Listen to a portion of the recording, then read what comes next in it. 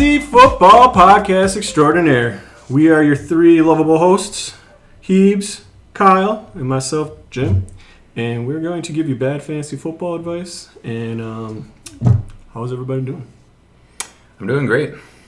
Yeah, no complaints here. Yeah. Okay. How about you? I'm doing wonderful. Had a wonderful week of football. I can say one thing. Leo broke his arm yesterday, so everyone on the podcast that knows Leo. So jeez. He was being nice and getting someone's jacket from school, like on recess, and was running it back because they had to go back into the school, and he tripped and broke his arm. So, yeah, he's going in for surgery on Friday. So a little bit of a bummer, but he's doing good, but as best as he could do for breaking his arm. So do you snap it, or is it fractured? I didn't get enough from Vicky to know, but I could show you a picture of his arm. It looks really bad. He probably snapped it then. Yeah. If he needs surgery, I'm guessing he snapped it. Because I fractured mine. So this is his good arm. Oh, yeah. A little bent. So, yeah, even the doctor, I guess, was kind of shocked when they took the cast off of it because he had gone in yesterday to put the cast on it. Now today they're getting him ready for the surgery for on Friday. So, yeah, it hurts. Well, we're wishing you well, Leo. Yeah, get well soon, man. But yeah, I guess back onto the football stuff. We're going to go over the NFC North games like we usually do. I might touch on a couple other ones, but this is going to be the football half of the podcast. And then you can tune in for the next episode for the fantasy stuff if you choose to do so. So we'll start with the Packers versus the Browns. I have a few notes on this one, but I think the main takeaway is that the Browns are clearly just a historically great NFL team. That's all I can really say. No other explanation for what happened on Sunday. Yeah. I assume everyone concurs. Oh, yeah. I think that's what happened. Everyone knows the Browns are going all the way, winning the Super Bowl. This is the next New England Patriots dynasty. Yeah, I think that's all we can say on this one, right? We're good? I concur. Flacco's clearly the best quarterback I've ever seen in my life. That Schmidt, that kicker, he's clearly the greatest kicker in NFL history. Might be. I told you guys last week, Joe Flacco is elite. He's still elite. He's 48 years old, but he's still elite. Still elite. Quinshon Judkins, he's going to be the next Barry Sanders. Oh, he already is. Yeah. He's the first Quinshon Judkins. That's Quinshaw Jenkins to you. That's what people are saying. Leroy Jenkins? Who drafted him? Me. Who let him go? Me. You know, as Who's stupid? Me. Thank you. We'll get welcome, Jim. You grossly overspent on him, but we'll get to that later. We'll get into that in the other half of the podcast. But no, in real talk, I do have some notes in this game. So the Packers, they played a shutout in this game for 56 minutes and 28 seconds. The Browns did not score for 56 minutes and 28 seconds of a 60-minute game. And we lost 13-10. That's just heartbreaking. If there were 4 minutes left and you got up and be like, this game's over, I can go home, I can turn the TV off, well, you were wrong. So yeah, the Packers, the only real points that credit the defense for giving up is the one field goal. They had one good drive and they scored a field goal off of it, but right after that, Jordan Love makes just a boneheaded interception throw. They return it to the 5, so Browns easily punched one in after that to tie it up. And then of course Jordan Love pretty much made up for it. He drove us down the field, got us into field goal range, had a game-winning field goal lined up, and it gets blocked. And blocked in return for, 20 yards or so, put them right into field goal range, so then they got the game-winning field goal. Brutal. I don't know if you guys watched this game, but it was... Oh, yeah. It was a rough game from the get-go. The whole game was kind of hard to watch, but it was we're winning. We're not looking fantastic. I thought the defense was looking fantastic. The offense, not so much, but we were against a really good D-line. But I was like, well, if we get out of here with a win, so be it. 10-3 is what I thought it was going to be. And then, yeah, just disaster struck. Yeah, so, you guys talked about this game last week, thinking it was a pretty easy win. You don't normally have easy wins against elite defenses. And the Browns might be an actual, all-time defense. They are right now ranked the number 1 defense against the pass, against the rush. And if you believe in PFF stats, They have like 7th in pressures, and I forget like their cornerback grades are like top 3 as well. But PFF, it's for people who don't know, it's basically a site that's been grading players for like 10 plus years. It's not necessarily a great indicator, but some people like to use it to determine how good players are and stack them up. But it's people that don't know what plays are being called and trying their best to gauge it. But if you believe in some of the stats they're saying, I mean, the Cleveland defense does have the raw numbers, like I said, in yards. They're number 1 against pass and rush. But in some of the PFF stats, they have some kind of otherworldly stats for this part of the season. So this is a really special defense. So I don't think it's something to feel bad about as the Packers if you lost to them. I think you guys got a little hyped up last week and didn't realize that, there's other NFL teams out there, and there's a lot of NFL talent, but this Browns defense is pretty stacked. They drafted 2 rookies, and I was watching the game, and they both looked like defensive rookie of the year type players. One of them is Carson Schlesinger. I don't know, he made some pretty crazy plays in that game. One where he just kind of tracked down Love. Basically, I don't know, it was just like he was like a missile. It was one of the sacks, I believe, and came out of nowhere. But he was always in the right position. He was making plays. He's impactful when he tackles. Like, he would hit Jacobs. Jacobs would go backwards.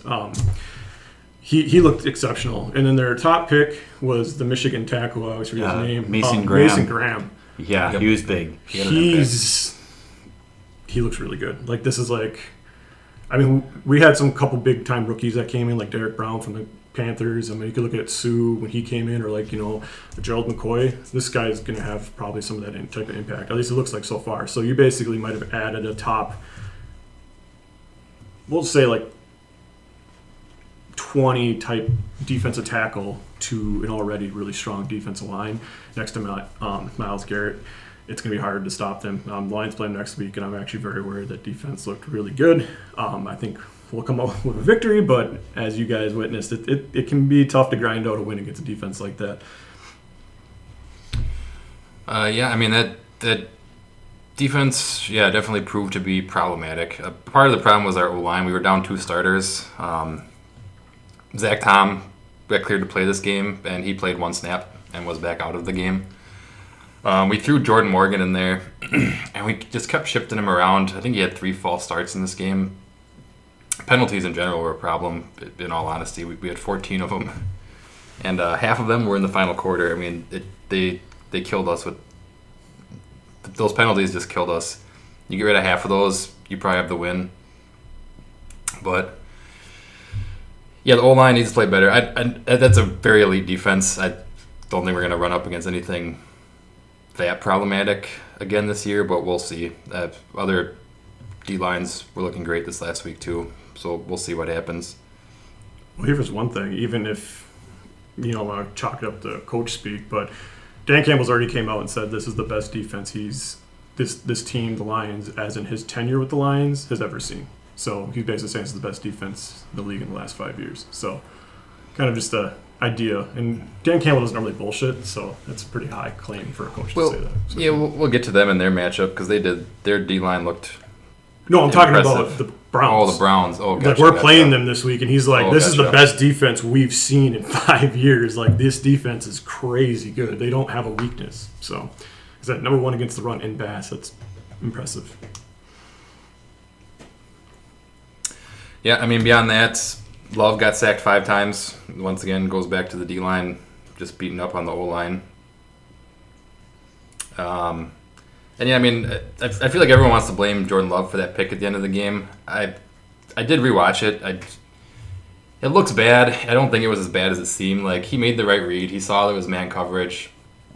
I mean, if things went the way one would expect them to, it would have been a completed pass, but another DB dropped off Tucker Kraft and just jumped the ball. I mean, it was a very impressive play by him, and also looked like Jordan Love kind of saw it at the last second and tried to not throw it. Like, he tried to throw it short. He did ground it. Yeah, like, it was like the very last second, like, I can't stop throwing it, but I can push it down a little bit. I mean, it was a great play by the DB who got it. I didn't write down who actually caught it, but it's just painful. I mean, you punt there, your defense has been playing lights out all game. There's no way the Browns would have got back down the field to score a touchdown. I don't think in the amount of time that was left. So just to give them the ball on the 5-yard line like that It's brutal, and I know Jim likes to give Love shit for throwing too many questionable balls. It was a pick. It is what it is. I didn't think it was that egregious, and it was also this would have been his 10th regular season game without a pick, and he broke that streak today, and just at the worst possible time you could have done it at the end of the game to give him a chance to get back in it, which they seized. I know. Any thoughts to add on that one? I'm concerned about Green Bay's offensive line. I understand that, the Browns' defense is just ridiculous, but I think the Browns exposed some weaknesses that I hope other teams don't capitalize too much on. I think that's all I got. Yeah, and like I said, Jordan Morgan, it's a rough game to get thrown in there and just keep getting switched around. They have elite guys everywhere on the defense, and you're the right tackle one play, you're the left guard the next play. It's hard to get your bearings on what you're supposed to be doing. Yeah, but isn't he a number one pick though? He's a first round pick. First round. Yeah, first round pick last year, and I don't know. Maybe he won't shake out to anything. Right. Sometimes those guys take a while to develop, and he might be good still. I'm not writing him off because of this game. One of the things I always heard about changing from like left tackle to right tackle, it's like trying to wipe your ass with your opposite hand. If you ever tried it, it's really difficult. Everything is opposite. Like everything, how they put in their stance, how they bend, it's all opposite. Or it's even like, at disc golf, trying to throw left-handed versus right-handed. I can throw almost 450 feet right-handed. I might not be able to throw 100 feet left-handed. It's difficult. So, yeah, switching around like that's scary. I think we were talking about earlier that seems like he might just be a failed draft pick and they don't know what to do with him. And they're just trying to figure out where he's going to work. And in that game, it's all like a lot of injuries, But I don't think any team ever wants to do that. But, yeah, I think reiterating what Heebs said, that's a big concern about the offensive line, that they don't really have that like direct replacement and they kind of have to move things around. But again, this is early in the year. This is when you're still trying to figure things out. Lions against the Packers week 1, we had like 7 or 8 miscues where our offensive linemen would go the opposite way the play was ran, and it just takes some time to learn it. Like I said, wiping your ass with the opposite hand, it takes a little bit, but you'll figure it out. So maybe that'll happen here, but yeah. One of the things I was more concerned about, and I think this is what really showed in this game and what I kind of talked about earlier in the season, you guys don't have a receiver that can consistently beat man coverage, like one-on-one. Like, you got some guys that are pretty solid. I think you got like a bunch of number 2s, but like when you guys traded for Parsons, you guys going crazy. I'm like, well, why wasn't they putting this resources into a number 1 receiver? Because that's how you can maybe win this game, is having a guy that, Love can trust to beat Ward on one-on-one coverage and get you some easy first downs. Love didn't really have anyone. You already have an injury at receiver, and I don't think Golden's showing to be that guy yet. Maybe that's Watson when he comes back, and then it's all okay. But it's still kind of, there's a lot of injuries there. There's been a lot of injuries there, and you still haven't got that guy for Love, and I think that really hurts Love in these type of games. I think it might be Wicks at some point too. It wouldn't surprise me. He got open several times on those very fast. The Packers knew they didn't have long. All the throws were short. We didn't have a chance to take the deep ball at all this game. And Wicks, he got open on a couple of those. Jordan Love hit him a few times. But regardless, it's harder to get a wide receiver 1 in free agency. How often do those guys pop up? I'd say more than a pass rusher, but I guess, maybe. But, neither one is very common, though. It's hard. That's why we finally drafted a wide receiver in the first round to hopefully have one. Time will tell. He's 3 games into his career, and he hasn't looked bad. So by the end of the season, or hopefully mid-season, he'll be that guy too. We'll see how it plays out. You kind of have to look at Green Bay's receiver history. Jordy Nelson wasn't really anything special his rookie year. Devontae Adams, he couldn't catch the ball his rookie year. I have faith. I think my Golden's gonna be all right. We'll see what Watson's like when he comes back, but early reports are saying he's pretty explosive. So, yeah, hopefully he can be that guy that can stretch the field a little bit and open things up for everybody else. One of my concerns was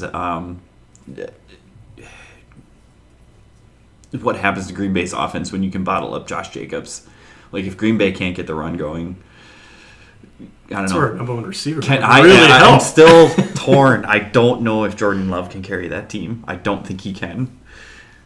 I think Josh Jacobs needs to have a good game for that offense to click. Yeah, come on Truly. this side of the equator. Come over here. All the good stuff happens over here. We have cookies. All right, time will tell. I mean, Jordan Love, I think he is one of the highest rated passers of the season so far. Only one pick on the season. I don't think he's looked bad, in all honesty. I think he does a good job running LaFleur's offense. I think a lot of that is LaFleur's offense. I yeah, think a lot of his That's good... any quarterback. I mean, yeah, but like a lot of Love's big plays are really good schemed plays by LaFleur. I think LaFleur is one of the best offensive minds in the league, like top 5. He gets you guys some crazy touches. I think that's also why Malik Willis has performed really well in the couple starts he had. He was a train wreck in Tennessee before he came to Green Bay, and he was like a completely different player. And there was a lot of reports that Malik was playing just as well as Love in preseason. I think, though, when you even like the Lions game, they had 2 plays that were schemed up. The one touchdown where they chipped Terran Arnold, and they got off to the outside and for an easy touchdown, and there was the one big one to Dobbs over the middle. Those are both just incredible play calls. The Dobbs is a pretty solid pass, but a lot of those plays come from LaFleur more than Love, and I think it's more common for him in their offense than other quarterbacks. And they're good at making bad quarterbacks look good quarterbacks look great, and we saw with Rodgers, a great quarterback into an MVP. So It's a really friendly offense for quarterbacks. Kyle, you mentioned Wicks earlier. I don't know about either one of you guys. He reminds me of like Donald Driver. I love Wicks, and he's not dropping the ball so far this season. So, hopefully he keeps earning play time because they do have a lot of competition over there. Well, I don't have a lot of positive things to say about the Packers, being I'm a certified Packer hater. But I think even last year when we did our some of our bets, I had one with Wicks because I said Wicks would be the wide receiver 1 for the team. Yeah, I really like him. I don't know why he hasn't got more, play in the offense. Like, he is actually really good. He might be, like you said, the guy that can actually win one-on-one routes and get deep, and he has good hands. Like, I know in game last year he was kind of poor with his hands, but from what I remember, he had really good hands, even coming out of college. So maybe that's just, like the Devontae Adams experience where you have 1 or 2 bad years and then has the best hands in the league for the next couple of years. Who knows? Yeah, I mean, he's still fairly young. It's only year 2 for him. Oh, wait. 3. Year 3 for him. 3. But yeah, that's it for the Packers. Yeah, we'll move on to Vikings-Bengals. I didn't write quite as much down for this one, but... So yeah, J.J. McCarthy was out, and the Vikings are back to looking elite. It's kind of weird, but... Wentz had a good game. It wasn't a great game, though. This was really just the Vikings defense just stomping on the Bengals without Joe Burrow. I mean, I can't remember the guy's name. Did I write it down?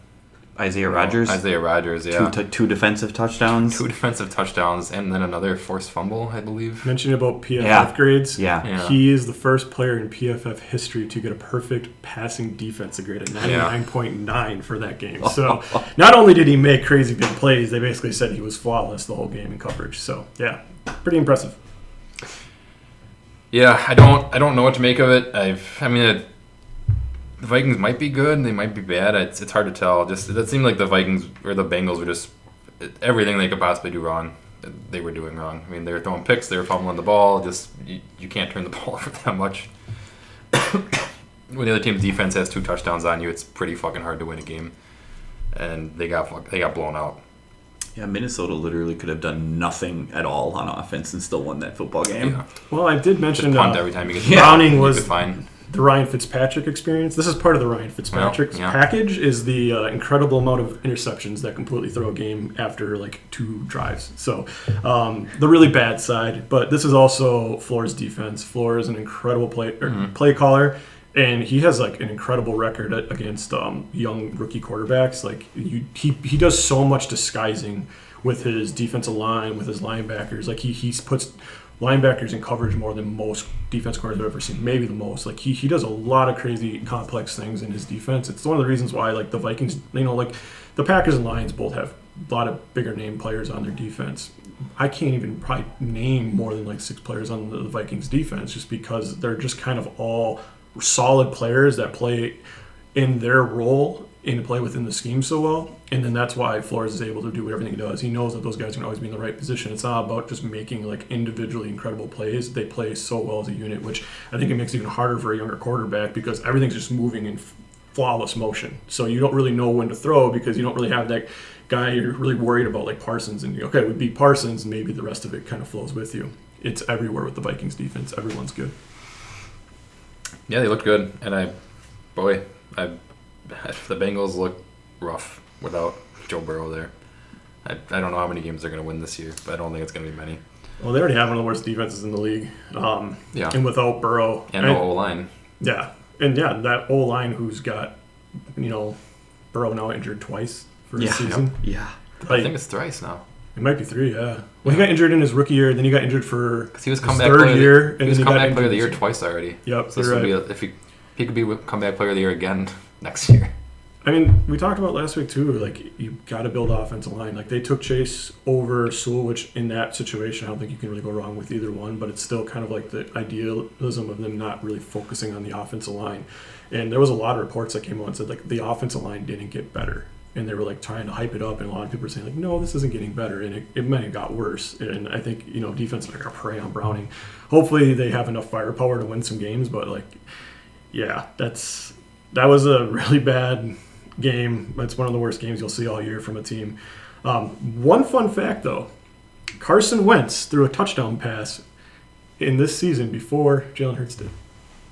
Yes. Oh, well. Jalen Hurts did throw a touchdown pass to like the third quarter, and that was his first touchdown pass of the season. Huh. So, yes, the Ginger, he's back. Speaking of which, scored a touchdown. Because he had the tush push every week, didn't he? Yeah, but it was a passing touchdown. Passing. Yeah, so he had all rushing touchdowns, and he literally threw his first passing touchdown I think in the third quarter against the Rams. Sure, yeah. So yeah, it was just a fun thing I saw, and I thought that's kind of a cool thing. So I'll add to the podcast. So he actually looked good too. Yeah, you mentioned Carson Wentz. Does J.J. McCarthy take over the starting job if Carson Wentz continues to tear it up? Well, I shouldn't say tear it up. But You'd have to have. He didn't make mistakes, and he looked better than what McCarthy has. I don't see if the Vikings really think they're like contenders this year, then yeah, maybe roll with Wentz, but I don't think that they are. I mean, their defense is good, but I mean, what's the point of rolling with Wentz if you're probably not going to win the division? So you'll be on the road all playoffs, like just to go to the playoffs. Why not? If that's the case, then why not just start McCarthy and get him experience and hopefully be better next year? I mean, if they're in win now mode, then go by all means go for win now. But I don't see that happening with Carson Wentz at the helm. You can't start Wentz now. You can't after that game. There's really no good film. Like that game was over so quick. I would not take much in there. Wentz did look pretty solid. He looked good. I think, if McCarthy's out for a couple weeks and they go on a run and everything's just clicking on all cylinders, the offense is looking good. If Mason and Wentz, Jefferson's going off, and they also get what's his name back this next week too, which will help a lot. So they might, Addison, yeah. Yeah, so if Addison and everything's just really working with Wentz, and he's putting up 300 yards, 3 touchdowns, interceptions for like 2 games, and McCarthy sits out 2 more games, then yes, there could be a situation. But I think if McCarthy's coming back like this week or next week, I think it's too early to tell, and then it would be more like, okay, give J.J. McCarthy like a couple more games, and then if it gets bad, then you bring in Wentz, because Wentz did look good enough. He's this guy was we'll just say it, Wentz was the MVP of what was it, like 2018, but the reason he didn't win MVP was because that's when he blew out his knee. Yep. And there was no one even close to him. It was like his MVP to win, and no one was. And that was the only way he was going to lose it. And so this is a guy who should have won an MVP. So yeah, he is one of the most radically inconsistent quarterbacks in the league. But Kevin O'Connell is a quarterback whisperer. We see what Indiana Jones is doing right now. That was only after 6 months with this man. So Kevin O'Connell, best coach in the NFL, he'll make it work. Yeah, but part of Wentz's MVP too was that they just had the best fucking team in the NFL that year. Like they were. I mean, he went down. Nick Foles comes in, and they didn't lose a step. Like okay, and what does Nick Foles done since then? Nothing. He's bounced to several teams. He's had starting chances, and he's fucking terrible. That is a pretty good reasoning. I think Wentz might be the same thing. Like he's bounced around. He's had a few chances at starting, and occasionally he has a good game. But I don't. There's too long of a history there for me to think. His stint at Indianapolis was probably some of the worst quarterback play I've ever seen. It was atrocious. There was so many just radically you can't be making these type of throws in the NFL, and he would just try it every week. He'd be like getting sacked. Would just be like trying to whip a throw as he's getting hit. Was that during the Frank Reich era in Indianapolis? Frank Reich. I'm trying to think.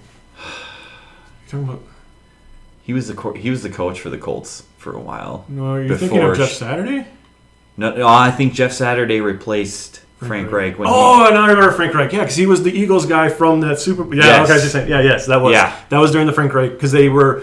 That was the big deal is they got Wentz because Hurts had a pretty good couple games that at the end of the season. So they're like, okay, we're going to stick with Hurts. He's the cheaper option, and they traded Wentz. Yes, that's what it was. Yeah. Because I think that was. I don't know. Granted, I'm a little biased because I picked up Carson Wentz in our league, but I don't know. I think Carson Wentz is going to be good, and I think the Vikings would be stupid to put J.J. McCarthy back in because they sucked against the Falcons. My God, they were terrible. And then the Falcons turn around and lay an egg against Carolina. I don't know. The Bengals are bad. I get it. I don't know.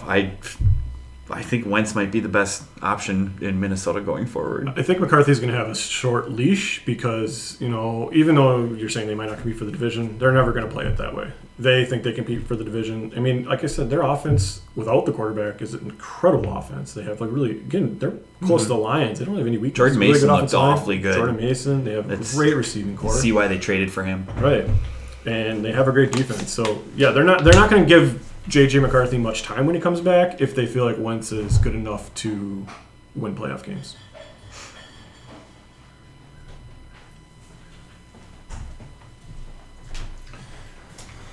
All right, should we jump into the next matchup? Let's do it. Let's do it. So we had Bears versus Cowboys. Again, I didn't write too much on this one. Again, it's a hard game to read. It sucks for the Packers that all these teams kind of had big statement wins this week and we lost. Because Vikings needed to prove something that they can win, and they don't suck and they look very good. The Bears even more so needed to prove we can play. Caleb Williams can play, and that's what they did this week. The game started with Heebs' own Javonte Williams. He just kind of handed the ball off to the defense for some reason. I don't know what was up with that. Yeah, he sure did. Yeah, I mean, interesting choice by him. My only real note for this game was, the Bears looked good. Their offense looked fantastic, but the Cowboys, based on this week and last week against the Giants, I think they have the worst. They have one of the worst defenses in the NFL. They seem to have the worst secondary in the NFL, bar none. Because, the Bears' offense has not been clicking, and they looked fantastic. The Giants' offense has looked terrible 2 weeks out of the year, but they looked fantastic against the Cowboys. I just feel like the Cowboys are missing something on their defense this season. I can't put my finger on what it is, but something's not there. I don't know. They should have a player like Micah Parsons. Maybe that's what They'd it be was. so. Their defense would be so much better if they had Micah Parsons. Yeah. I don't want to put it all on one player, but there are stats out there. I don't have them in front of me, but yeah, the Cowboys even in the past couple of years, when Parsons is on the field, they have a good defense. When he's off the field, they have the worst defense in the NFL, and it's pretty straightforward. And now Micah Parsons is not on the field anymore for him, and it looks like they have the worst defense in the NFL. That's going to be problematic for him. Well, especially with CD being hurt now too. The only addition they got was some schlub named Kenny Clark. He's not doing anything. So I like Kenny Clark. He's actually been pretty good against the run. Kenny Clark. Again, the PFF thing, but he's scored really well in PFF against the run, which is his strength. That's what he does. But yeah, Kenny Clark played for the Packers for 8-9 years. I don't like bashing on him. He was a good player. He got all salty when he left Green Bay, so fuck that guy. That was a crazy trade right before the season. Sucks for him too. This was your home. This was your team your entire career, and it's sorry, dude, you're gone because we can get Mike Parsons. And there's a lot of players that either come back to Green Bay to live after they retire or just never leave Green Bay. I think these guys come from bigger cities or they come from Alabama. I think they really like the more small town atmosphere that Green Bay gives them. So that might be pretty. I'd be pretty bitter going to Dallas if that's not where you want to be. You don't want to be in a big city. You got to think of the human aspect of it too sometimes. So I don't blame them. The one thing about the game, though, I know you guys hated on Caleb Williams last week, but this kid's pretty good. He did look good. His only real issue I see with him on, like, just watching kind of some film, I did watch a little bit of clips of him playing. I think his feet and his eyes don't always match up. You know, you got to kind of stay in rhythm. And his feet want to go, or his eyes want to go before his feet do sometimes. And that's when he makes those mistakes. But, like, here he ran Ben Johnson's offense really well. That pass off the flea flicker, I don't remember the receiver's name, but, like... Can I say that flea flicker was the worst flea flicker I've ever seen in my life? What the fuck was Swift doing? Swift was like, yeah, I just threw it up there. I don't know what was going on. I'm surprised that didn't fucking bounce off the camera. What the fuck was that? I thought it was a fumble or something. I thought it, like, got popped out. Because I saw, like, the clip, and I was like, what the heck was that? But when you look at the pass, we'll get past the pass was good. Yes. That is a freakishly talented man when it comes to throwing a football. There's only a few guys in the league that can do that. I know it's a common thing people like to say, but Caleb Williams has elite gifts, and if Ben Johnson can get him to line up his feet with his eyes, it's not good for the rest of the NFC North. I'm just telling you right now, this guy's going to be elite if he gets to that. I don't believe that one bit. I think the dude was wide fucking open. Any NFL quarterback could have made that throw. You're talking about where he's, like, going back. That is not an easy throw to make. Well, okay, the receiver was wide open. The receivers were wide open this whole game. I mean, if you can find, there's maybe like one throw where he throws it into, like, somewhat of coverage. Other than that, like, all his deep throws are like, there's no one within 10 yards of the guy. It's like, this is just terrible, terrible defense. It's terrible, but he played like, pretty good against Detroit too. People jumping on the wrong guy constantly. He had good plays against Detroit too. It got bad at the end when the Lions defense started heating up, but the Lions might have an elite defensive unit too. So Caleb Williams had a pretty hard start to it, but if he gets a couple more layup games like that and gets a little more confidence, I don't think it's going to be an easy out for anybody. We'll see. I'm glad you made that point, Jim, because about confidence is the thing I was thinking about Caleb Williams. It's like he doesn't quite have it between the ears yet. He gets a little too skittish. But yeah, if he just starts to believe in himself, I think he's going to be a good quarterback. I don't know if he's going to be great, but he has the potential to be great. He has the potential to be the best Bears quarterback ever. So a top Jay Cutler is very offended right now. So he'll be a top 25 quarterback in the NFL. Smoking That's Jay. saying a lot. I think he'll be better than Smoking Jay. No one's better than Smoking Jay. A little bit. Smoking Jay at least got him to the playoffs almost every season. True story. When I was more into, like, the NFL draft as a kid, I used to go out to these, like, it was called Football's Future. It was like a football forum, and, like, this is where the most nitty gritty, people that just love football would go talk, and there'd be people that would literally, like, scout college players and, like, literally write up, like, 20 pages, and they don't get paid for it. I don't know why. It was nuts.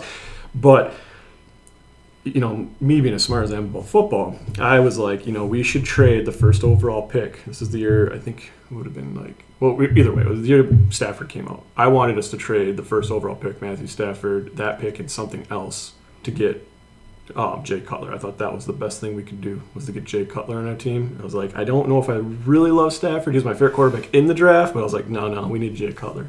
How did that work out for you? I mean, it didn't really work out good for us no matter what. I mean, it would have just been a lot worse if it was Jay Cutler, I think, because, I believe a lot of the bad years with Stafford was just Stafford literally carrying just carcasses over the finish line, and that guy he's a Hall of Famer. Yeah, Jay Cutler's not. Yeah, Stafford's going to be a Hall of Famer for sure. First ballot. His Rams career has really pushed the narrative up because people didn't really care. It's even like Jared Goff right now. I mean, he's on the Lions. Like, no one even knows who he is half the time.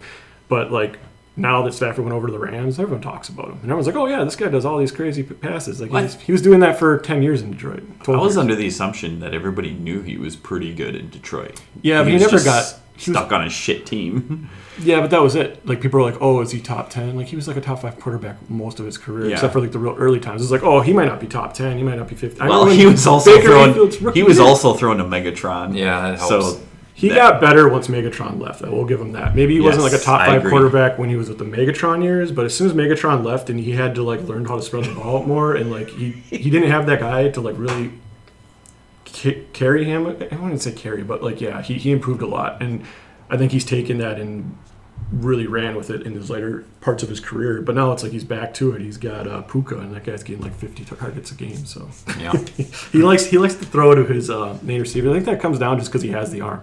I I mean, that guy can throw in any window. Like I said, I don't think there's a guy in the league that throws in a smaller window than he does. Like, I think he's the one guy. It's like, if you need a pass, this point 30 yards on a line, that's who I'm taking. He might not have the strongest arm per se, but like, I just trust him every time in that situation. So he's really good with just, threading the needle to great receivers. Okay. I don't really remember how we got to talking about Stafford, but let's jump to his former team and the Lions. They played against the Ravens this year, and this game honestly really pissed me off. Good. I'm glad. I did not like seeing the Lions look this fucking good, especially their defense looking this fucking good. Yeah, I picked the Ravens. I thought the Ravens were going to win. I think most people did. You were on the road and you beat the Ravens, who I guess are a 1-2 team, so maybe the Ravens aren't. Yeah, the Ravens are still good. Yeah, I don't know. Try to tell you something. I mean, maybe they're not as... Dude, they hammered the Browns. Maybe they're not as good this year. I mean, they have the same problem that a lot we were talking about earlier. Like, I don't think their O-line's very good, and I think their defense is not good, which is going to be a problem for them. Dude, they got Jair Alexander. Did he even play this week? I don't know if he's even suited up yet in the regular season. No, he played week 1 when he got burned like twice at the end of the game to kind of cost him the game against the Bills. Good. But I don't know if he's played since then, honestly. I have no hate for Jair, in all honesty. He was a good Packer, too. It's just... He couldn't play. Yeah, he could not stay healthy. He couldn't play, so we couldn't justify paying him. And yeah. I don't know. When he was here, when he played, he was fantastic. It just he couldn't keep playing. I think he just had a couple sound bites that people really got on him for. I think that's what it kind of hurt his image with the Packers near the end. I don't remember what they all were, but I always remember seeing some sound bite and then on Reddit and be like, "Look at this! Look what Jerry said," and then half the Packer fans would defend him, the other half was just going at him, and a lot of them are just "Yeah, he's a frustrated player." I don't understand why people would put so much stock in interviews, but no, that's why we're fans. He just, he wanted his next paycheck, and the Packers were like, dude, we can't do that. We'll give you this much money, but we can't give you if you want to leave and take contract, if you want to take offers from other teams, you can. And then the Ravens gave him money, and it sounded like it wasn't even as much as the Packers were going to give him, or it was right around the same, but the relationship was already done at that point. So didn't he get a huge contract? Was that on its way out already? He had one huge contract from us, but I think this was the final year of it, so we just ate the cap space rather than pay him because he wanted to be extended for more. It's we're not going to extend you for more. He hasn't really played well lately, too. Well, I feel the Packers he played 4 games last season. When he played, he was good, but he didn't play enough. And I don't blame the Packers for moving on, and I don't blame him for being a little bit salty about getting let go in such a fashion. But yeah, I mean his career might be winding down now. But yeah, I mean back to the Lions Ravens rather than talking about Jair. Yeah, I mean the Lions. How do we get on this? Yeah, the Lions they had a lot of good plays this game. They went for it 3 times. They went for it on 4th down 3 times this game, and they got it every single time. The biggest one I think was the last one of the game, which pretty much ended the game and just eliminated the Ravens from getting any chance of coming back. But they decided to throw it on. What was it? It was 4th and 2, 4th and 1. I don't know. It was about 4th and 2. Everyone in the world thinks they're going to run the ball because you've been fucking cramming down their throats all game. And Amon-Ra just gets 3 steps behind the guy, and Jared Goff puts a fucking perfect pass right over his head into his hands. The defender knew he was burnt right away and literally pulled back on Amon-Ra's shoulder to try to just literally take him out of the play. They got penalized anyway. And he got penalized, but Amon-Ra still got open. So. I think there was a stat during that game, too, that Amon-Ra hasn't dropped a pass in 2 years. Yeah, he's only dropped 1 or 2 in his career. That's insane. I mean, I think we talked about this in the past, but he literally, his whole thing in the draft when he didn't get picked on the first day, he was pissed off because he's this is the guy who famously has memorized every player drafted in front of him at the wide receiver position, what pick they were and what their name in college is. He reads that every day, I guess, before the game. But I lost my train of thought with that. Amon-Ra's good. Doesn't drop passes. Oh, yeah. He doesn't drop passes. Well, yeah. The main thing, though, that they would say is he heard somewhere that some receiver in the NFL, he would do 201 or 200 catches a day on the jugs machine. And he's like, I need to be better than that. So he did 202. And he does that every day of his life. 202 catches on jug machine. There's a reason why that guy can't drop a pass. He's literally insane. So he's actually my favorite player in the league. He's got in my opinion, that guy is he's a psycho in the best way possible for football. But that guy just doesn't think about anything else. That's all he thinks about. That's why he's incredible. He's a master of his craft. Why couldn't his brother been like that for the Packers? Yeah, damn I'm it. kidding. If I make the fantasy playoffs this year, I will buy an Amon-Ra St. Brown jersey. Yeah, boy. Well, we won't be allowed in my house with it, but that's fine. Just Dan Campbell jerseys. We'll actually be at TJ Hawkinson this year. Oh, you're doing a throwback? Yeah. Well, Okay. I have it. I'm going to write notes on it for you every year that the Lions win, and you have to wear it. Well, that'll be a few years from now, at the earliest. But yeah, but I mean, beyond the fourth down stuff, mainly it was a run. It was you guys just dominated them through the run. I mean, you had 224 yards rushing. Monty and Gibbs both looked absolutely dominant. Monty had the one real big rip near was that in the fourth quarter? It was late in the game. Third or fourth, they had 70. It's kind of like that was kind of like the beginning of the end for the Ravens. That was the driver was like, oh, we're actually putting this team away. Yeah. Yeah. Yeah. So I mean, offense looked good. I mean, you beat them in the trenches essentially. But I mean, part of it what pissed me off is like your defense looked so fucking good in this game too. 7 sacks. Lamar Jackson got sacked 7 times. He doesn't get sacked 7 times very often. That's the most he's ever been sacked. Yeah, okay, that's not surprising.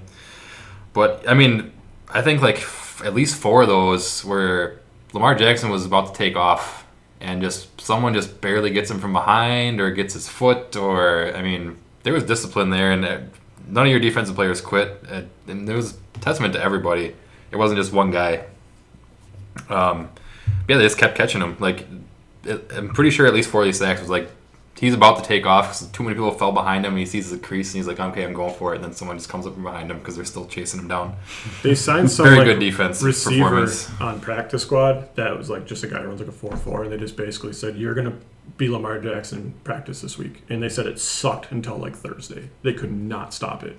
They just kept hammering that, though. That's all they really focused was like, we need to stop Lamar Jackson when he's running.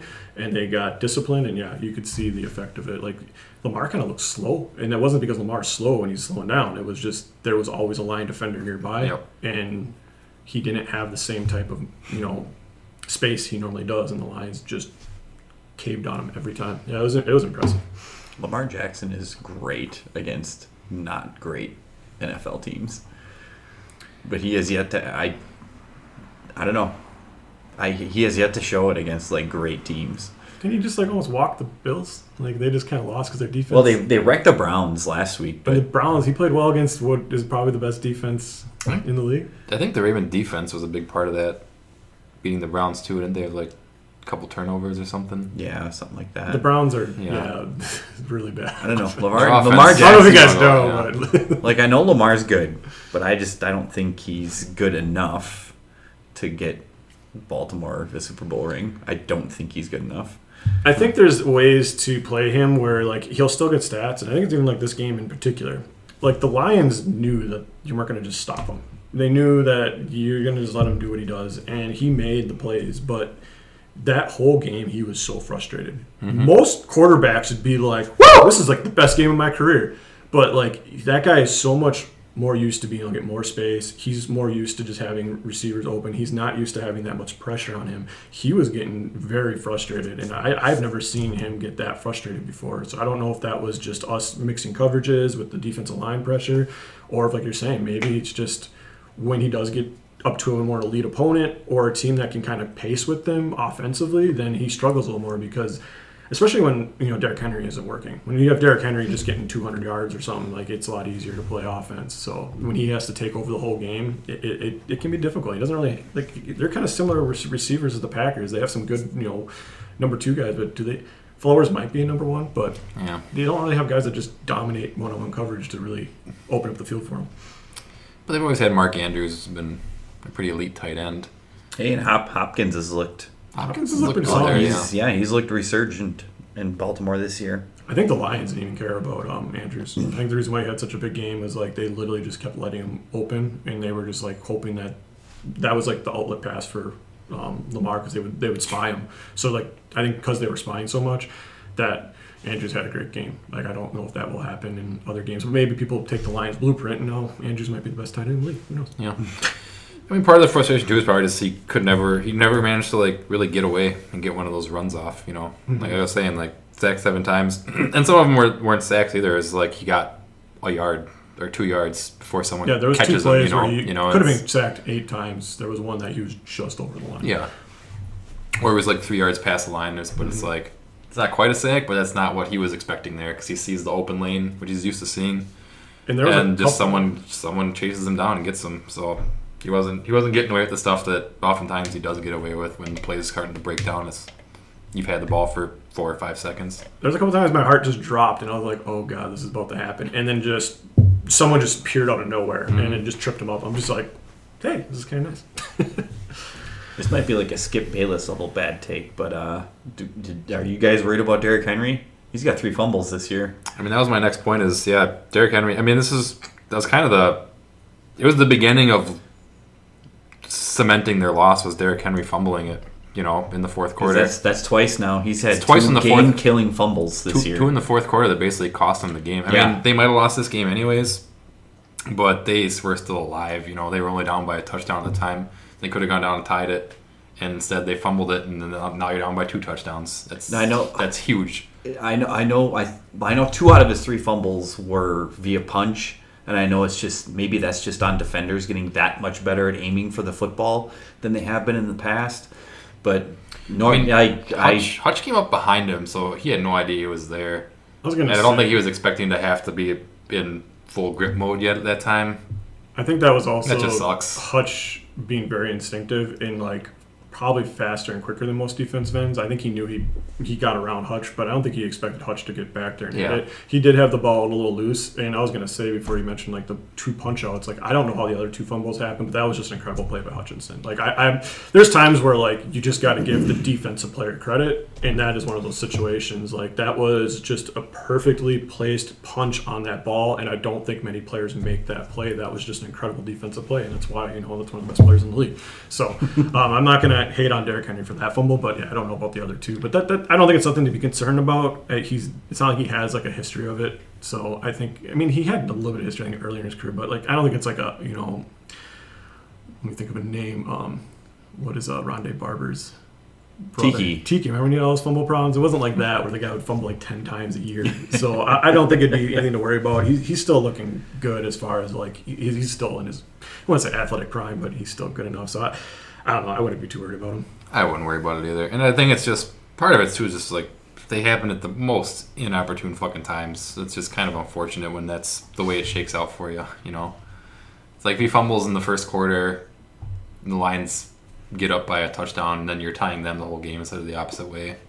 It doesn't feel as bad, but when you're, the hype around him matters. Is the timing of the fumbles. He's literally lost, you could say 2 games now because of his fumbles, and that's a big deal. That's a lesser quality player gets benched for what he's done, right? Oh yeah. The reason he's not going to get benched or even questioned on it is because he's Derrick Henry. But if he goes 2 more games in a row and you might be hearing hey, this guy might need to get a bench. But I don't see that happen. It seems pretty crazy. Yeah, he was shaken up too. I mean, shaken up. He was very emotional after that. He fumble. looked like a fish out of water trying to throw his helmet and falling onto the bench. Yeah. He was him and Lamar both were not in good sorts during that game. And, it was a home game for them. Maybe they were expecting to take an easy win, and they did not. I don't think they thought it was an easy win, but... Well, I think... Home field advantage, I'm sure they feel like they're the best team in the NFL. Most teams probably do. Yeah, but you're going to play against an early team. You're not going to just write it off. I'm not saying they wrote it off or looked past it, but they probably felt like they had the advantage and they were doing well, and then, shit doesn't go the way you planned. This is the defense that was the number 2 defense in the NFL through 10 games or 8 games last year before all the injuries, and I think they looked like one of the best units so far this year, and I honestly think we might have upgraded at defensive coordinator. Aaron Glenn, I've always said this when Ben Johnson compared to Aaron Glenn, I think Ben Johnson's the better coordinator. I think Aaron Glenn's going to be the better head coach. So I never loved Aaron Glenn's play calling, but I actually think I might love Shepard's play calling. Shepard is going to be a much more aggressive play caller. He's going to blitz a little bit more. He also came up with this game plan against Lamar, and like we've been plagued by this our whole career. I mean, you guys know about your woes with running quarterbacks. We've had the same thing. And Aaron Glenn was always like, we're not going to spy him. We're not going to spy him. We're not going to spy. Like he says, that's not how you stop this. And then like literally the first game with Kelvin Shepard, he puts a spy on and like literally just throws everything at Lamar, and everything worked. So I mean, it's early, but I liked what he did in the Packer game. I liked what he did in the Bear game. I liked what he did in this game. I think he's had 3 better like play calling games than Aaron Glenn's ever put together. So I'm thinking we might have upgraded there. We got all our talent back on defense. I know we're talking about last week the Packers being one of the best defenses in the league, and they definitely are. Maybe the best until we saw what the Browns did another week.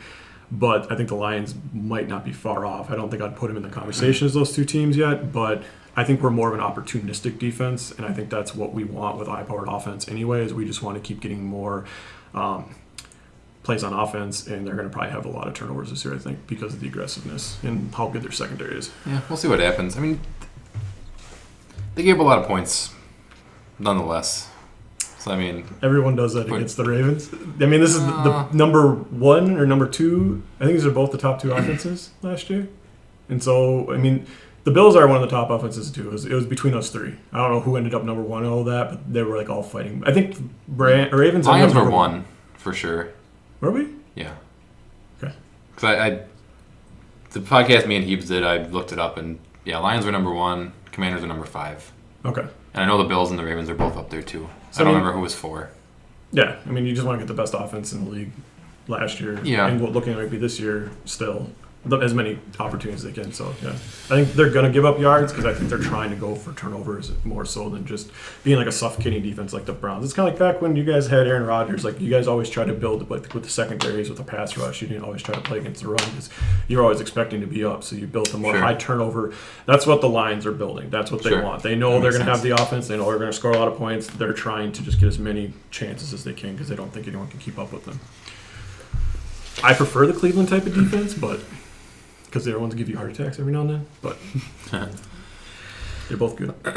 So yeah, standings for the NFC North now. We got Packers 2-1, Vikings 2-1, Lions 2-1, and Bears at 1-2. So might be a tight race again. I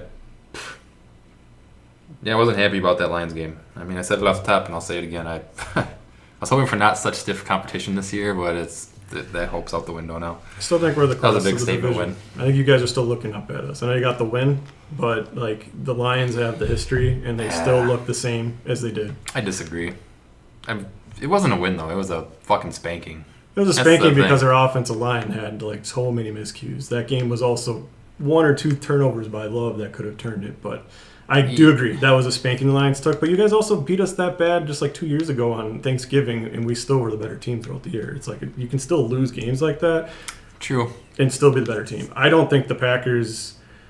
I don't chalk that much. I'm not downgrading us much off that loss. I mean, that was seriously like what the Packers losing that game was like with 3 minutes and 28 seconds left or whatever we had left. Like, no way can we lose this game unless like these 3 specific fucking terrible things happen. One of them being a blocked field goal and one of them being an interception. Like, what are the odds those both happen in within 3 minutes? Well, maybe we'll see what happens. 0.001%, and that fucking happens. And shit happens sometimes in the NFL. That could be a measuring stick. If the Lions blow out the Browns next week, what are you going to say? I mean, not much. I mean, just everything that could have went wrong that game for us did. Like, we lost an old lineman in the first play. We got a field goal blocked. Like, if you guys have all that shit go wrong and you still beat them, then sure, maybe I'll say something. But I mean, you guys, the game's so close that those things matter, you know? Like, sometimes you just blow out a team. That's what I'm saying. Like, you guys came into this game thinking you were going to blow the Browns out. You did not think at all this could happen. No, I thought it would be a shutout. I thought it would be under 6.5 points scored by the Browns. Yeah. Which, basically, that's what our defense gave us. Special teams and Jordan Love gave up the other fucking 10 points. But the defense held them to 3. It's hard to stop an NFL offense from 5 yards out when you give them 4 tries. Well, and even the first time when they got the field goal, they were 6 yards out for, 7 plays? We gave them 2 free first downs in the red zone, and we still held them to a field goal. I'm like, God fucking damn, that's fantastic.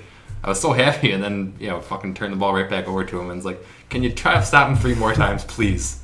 We need 12 stops in the red zone in a row. You had 1 fucking play of a break. I think the Packer-Lions game is more of a fluke. So you think the Lions are back on top of the division? I thought they always were the best team in the division. What do you think? Who's on top of the division? I don't think right the now? Packers are better even after week 1. I just think that was a fluke game. I really think that was a fluke game. I don't think that it's unreasonable to think the Packers can beat the Lions in that situation. I think, again, any team can beat almost any team in the NFL. I think the Packers are a pretty good True. team. They're better than I expected they would be this year. Outside of I still have my questions on Love. But I think the defense is actually better than I expected it was going to be with the Parsons addition. I still think the thing that happened in this game, that the reason the Browns got there eventually was that they started to break a little bit on the run, right? The defense started giving up the runs. I think if that happens against higher quality teams with better offenses, I don't know if the offense is going, or the defense is going to be as good. I think a lot of what they've been in so far, they gotten early leads and they got to tee off on teams. But if teams can keep the games close and they can keep the running going, I think they can start breaking. I think it's defense. even like early leads though. It's just like slow, steady building a lead because our defense isn't giving up shit. Weren't you guys like 14-3 against the Lions or something like that? What was the score? It was like. Well, that's what I'm saying. Like we slowly built up a lead because your offense couldn't do anything. Like everything you tried to do was stopped. Yeah, but the it was same like, thing with the Browns. I mean, 56 minutes and 28 seconds of a shutout. It sucks to blow that, but it's like, dude, you held them to 0 points. It's an NFL offense. You held them to 0 points for practically an entire fucking game, and yeah, you blew it. But like that's an elite defense, and I'm not downgrading the defense at all after that one. The offense, it's basically a blocked field goal. Like how often does that happen? I mean, I guess it happened fucking 5 times. I mean, it's on 13 Sunday, but points. I mean, we just watched the Ravens put up a crazy amount of points on them. Obviously, you said there was 2 turnovers. That's probably the main reason. But like, they put up a decent amount of points against them. Mm-hmm. I'm just saying. They're divisional opponents. I think the first game was a fluke. I really do. I don't think the Thanksgiving game is going to be like that. I know when we play the Ravens, they won't get half as many points as they did against you guys. Like I just don't see it happening. Maybe. What did we do to fucking? I think you guys also play a different brand of defense. Jaden Daniels is the exact same kind of quarterback, and he did fucking jack shit. Yeah, they also don't have Derrick Henry. Well, true, I guess, but They got Bill. who's ran on us this year so far? Quinshot Judkins. Oh, barely. Barely? He had like 97 yards and like 15, 16 carries. Like I said, that's what got the game in. It's like they started to crack the defense. They started to get their line, and they had injuries too on offensive line. So this is like, you guys are making the same excuse. The Browns are like in the same spot. And then they started getting guys on the linebackers, and once they started getting there, the Packers started getting gashed on the ground game. You guys are talking about like, oh, this is like some crazy stats. You kept the lines, which is very impressive. Like you shut down our running game. We have one of the best rushing attacks in the league. The Commanders, I think they're more of like their quarterback is They average like 100. They average more rush yards per game than you guys did last year. But and we held them to their less rush type yards. of, I'm saying they don't have like a dominant running back, like a running game. They have a dominant running quarterback, and I think that also kind of like helps their stats look better. I think I'm talking about like in pure like stature, like trying to stop someone like Derrick Henry versus Bill is a much different animal. We'll find out later this year, I guess. Did you say? Who do you think's on top of the division? I still got the Packers. Jim obviously has the Lions. I'm curious what you think. I'm still going with You're the more Packers. You're more impartial than I am. I'm just a homer through and through. I'll always pick the Packers. I mean, we I have don't a care long if we history of being homers against I each don't care other. if we It's all fucking good. suck. I'll still pick the Packers. But do we want to talk any other NFL games? I did write down a couple of them if we want to briefly touch on them. I like football. Panthers beat the Falcons 30-0. So what do you guys think of Michael Penix? He bad. Garbage? Is that the situation here? He's about as good as Joe Flacco. So an elite quarterback, He's an elite in your quarterback. opinion? Okay. No, he looks really, really bad. Actually, I was just trying to find something. Yeah, they never went past the 30-yard line. Yeah, they did not get in the red zone that game. That's insane. For Yeah, a whole game yeah. in the modern NFL. And it's not like That's it's insane. not like they were playing the Browns or the Packers or the Broncos or the Chargers. No, They were playing the no, Panthers. they were playing the Panthers, and Here's- they couldn't get into the red zone. This was a good Panthers defense 2 years ago, and I think a lot of people forget that Derek Brown got injured last year, like on week 2 for the season. And I don't know if you guys know who Derek Brown is. He's one of the best defense tackles in the league, and Yes. he also has changed that defense back to being like, oh, this is actually a good unit again, I think. And there is a little bit of that, but yeah, I think this is more Penix being penis than anything. Yeah. He is ass. But it's not like Cousins was any better last year. I think Cousins is broke. What happened last year was very concerning. Less like the injury was like he needed more time to heal from it. But yeah, like he just wasn't like planting on his foot anymore. Like there's something was broke mechanically with him. So yeah, that's scary. Like that's your backup. Either you hope that he wasn't broke last year, or he was broke and he got healthy, or that was just some of the worst, like from one season to the next season, like drop I've seen in a long time. So that was very crazy. And I know they were trying to trade him, so other teams probably feel like he could get back healthy. So that's maybe a good sign. But I was hearing a thing though, that, like nobody has called them. Nobody There's like a lot of starting quarterbacks that are injured right now, and like nobody made the phone call and be like, hey. Well, they did say they wanted a premium pick, which I'm sure could have scared teams off because he's got the huge contract. So if they're going to be like, hey, we need a second first rounder, it might be one of those things that they're going to play hardball for like 2 weeks, and then it's like, okay, we're getting close to the trade deadline. Clearly, we're not going to get what we want, and they just let him go. Teams do that stuff all the time. There's a lot of bad management, and actually, the guy who is there is Martin Mayhew, who's their general manager, and he was the guy who got us Matt Patricia. So who knows how good that guy. Yeah, a couple other notables we had is the Eagles beat the Rams. They lost in a similar fashion. The Rams lost in a similar fashion to the Packers. They just a blocked field goal, which cost them the game. In the different stance, I guess the Rams were dominating this game, and they were up by a lot. The Eagles kind of came back, but their blocked field goal at the end was really what iced it. It was a day of blocked field goals. I can't remember how many there were. There were a bunch. The Jets had one too. The Jets blew it though. Yeah, Jets got the. Did you watch Aaron Glenn's run down the sideline? Oh my God, I love the crab walk. I miss it. He did that all the time. It's like my favorite thing about him. Have you ever seen the crab walk? I have not. Oh my God, you're missing out. Yeah, but you're talking Aaron Glenn, right? Yeah. Oh, yeah. But they blocked the field goal, ran it back for a touchdown to get, and then the extra point was a 1-point lead, I believe. So they thought they had the game in the bag because there was like 40 seconds left. But yeah, Baker went back down the field and fucking won the game for him. Yeah. You bet Aaron Glenn is happy. He's running a 4.5 right there, Kenny, chasing down Will McDonald for that touchdown. Man, the Jets trail. It's the crab walk. Yeah. Come on. I always loved Aaron Glenn. Yeah. Well, he was pretty happy right then, and he was very sad about 40 seconds later when they lost the game. I don't know. For some dumb fucking reason, I want to like the Jets. I don't know. I like Aaron Glenn. Well, they're 0-3. Yeah, I think they're better than their 0-3. They've played hard for 3 weeks. To me, that's similar to what the Lions were when they started with Dan Campbell. And like I said, I really liked Aaron Glenn as a coach, more like as a head coach. I think a lot of teams, like, not the head of the Packers, but I think LaFleur is a better like offensive mind than he is like as a head coach. I think he's kind of he gets a little bit. His leadership qualities isn't always there. I feel like I really feel like the best head coaches are the guys that really command and like they kind of play it more as like a CEO type role, and then they let their offense and defense corner go. That's how like I think Aaron Glenn's going to approach it kind of the same way. I think he's going to be like kind of like that leader. He's going to be the guy that the players can come to rely on, but he's going to also rely heavily on his like offensive coordinator and defense coordinator to be like generals. I don't know. I like that style, and I think he's going to be a great motivator, and I think he's going to get the most out of players, and that's really what turned the Lions around. I was just going to say the only thing I'm going to disagree with what you said there is just that I think LaFleur is an awesome leader. Mm-hmm. I think he's a really good manager. I think he just kind of lets his guys do what they got to do. Yeah, he's just not. He kind of reminds me of actually my own boss, just in the fact that he just, as long as everyone does their job, he's cool with everybody. Yeah.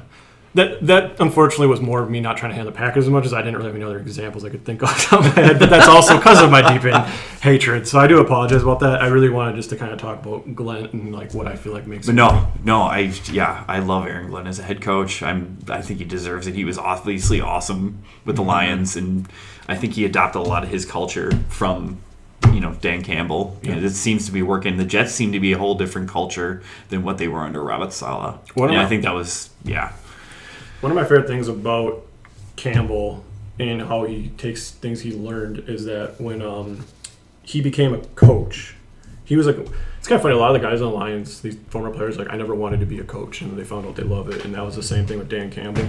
And then he had Sean Payton basically tell him, like, after he had that, when Campbell took over the Dolphins for that season, and they went on they won 2 crazy games after losing they lost a bunch. And you know who was their offense coordinator? Was that ex-Packer Philbin or whatever? Oh, Joe Philbin. Yeah, he's the one that replaced Joe Philbin when Joe Philbin got fired after 3 weeks, and then Dan Campbell won the next 2 games, and it was crazy, 40 to 10. The team was just hyped.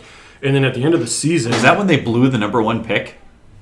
I'm not sure. I don't remember where they ended up. I know they had a pretty bad record. It was Okay. 3-13, so it could have easily been something like that. But basically, at the end of the season, all the players are pretty much no, you need to keep Dan Campbell. And then they end up getting rid of Dan Campbell because they went for Adam Gase. So they went for the new hot offensive coordinator and let go.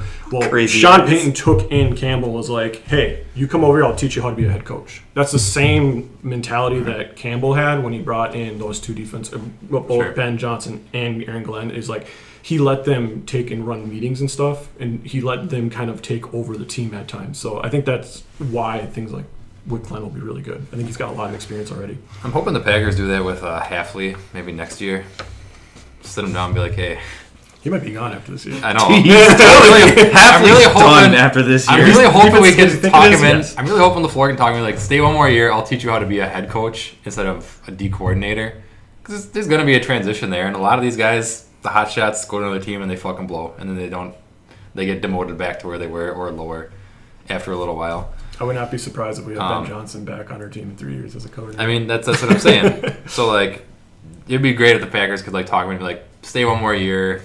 You can be assistant coach-ish and D coordinator, and then you can go and actually have some experience being a head coach or whatever. Have some experience of being the guy in charge for a season.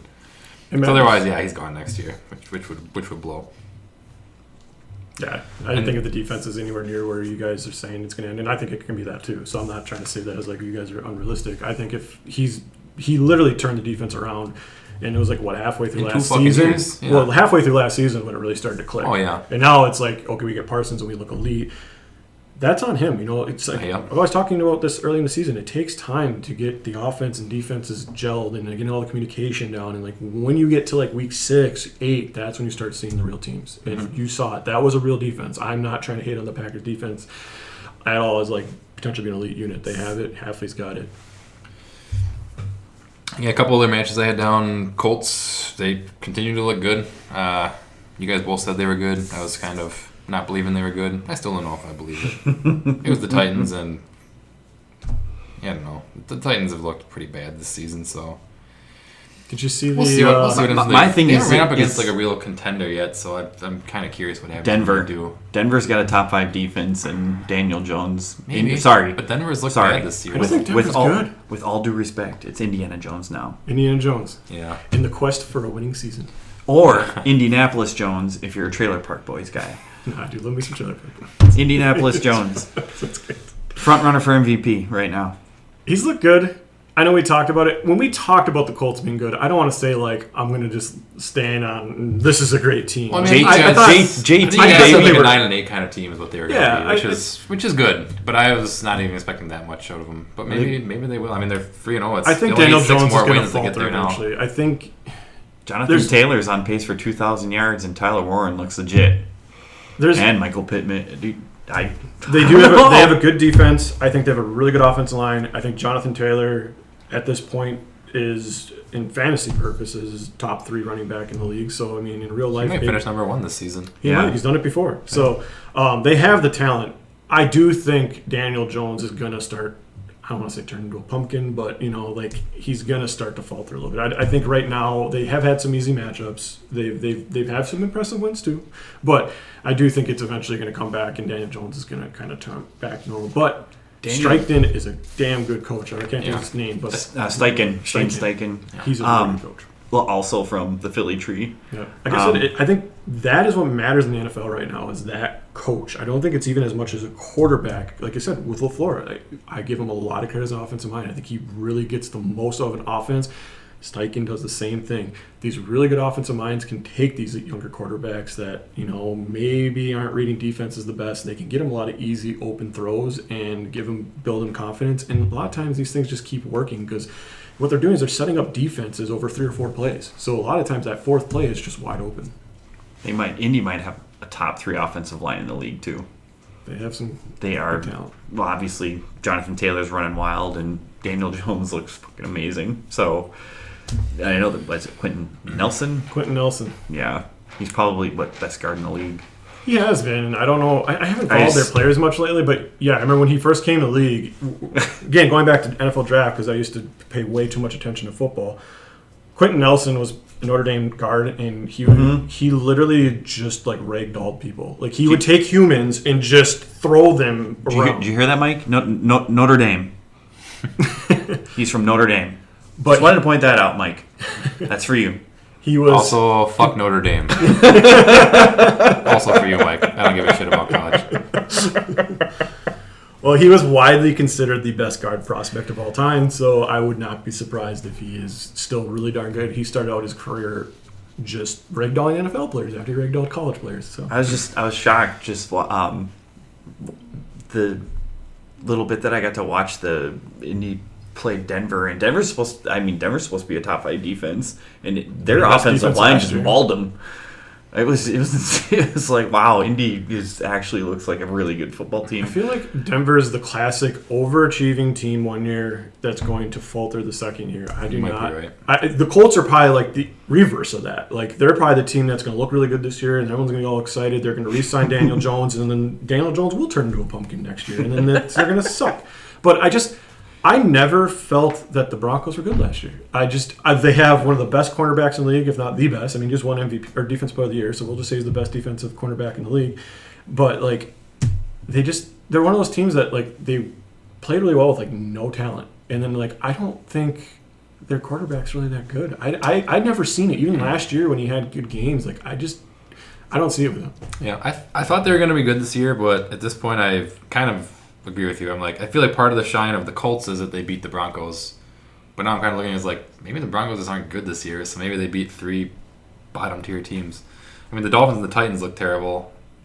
Oh yeah, they're bad. And the Broncos don't look good so far. Maybe they'll wind up being good. I don't know, but it's like if you beat 3 bottom tier teams, that's not that impressive. And those good defensive teams do that. They just win games against the teams they should, and then maybe once in a while they pick off like another really good team, or like kind of like the Browns. Like, oh shoot, this is like kind of surprising. Well, no, they have an elite defense. That's what the Broncos did last year. They had a suffocating elite defense, and they didn't have much on offense, and then there was a lot of hype because Hey, they had Javonte Williams. Javonte Williams. Yeah. I don't know what happened. He didn't look as good this week. But, Running back number 1. But I think there's a lot of like Sean Payton's going to take the offense to the next level, but they don't have the talent. I don't think. I don't know. I'm not a huge fan. I know you talked about them being like one of your bigger picks for this year as like one of the big up and coming teams. And I saw a stat earlier in the year before the season started. Like there was like what the percentage of fans felt about their team that were like positive, and like I think the Lions are number 2 at 95. The Broncos are 99. So I don't remember what that whole stat was. It was just like how happy you were about your team going into the season. But like Broncos fans were going nuts, and I was just like, "Am I the only one?" Russell Wilson. I guess so. Losing Russell Wilson does do it. And I love me some Cortland Sutton. Cortland Sutton. I is a love good me player. some I've always liked Cortland Cortland Sutton. Sutton. I mean, if you did that poll right now, the Giants would probably be 99. They're like, Russell Wilson, time to do it. Talk about like. Actually, I saw an interesting debate about that. It was a picture. It was a bunch of players, and it was like, are these players Hall of Famers? And one of them was Stafford, which brought up the Stafford versus Russell Wilson, because like a lot of people are saying Russell Wilson shouldn't be in the Hall of Fame, and some people are saying obviously Stafford should be almost like first ballot. And I was like, it's kind of interesting because Russell Wilson had a lot of success.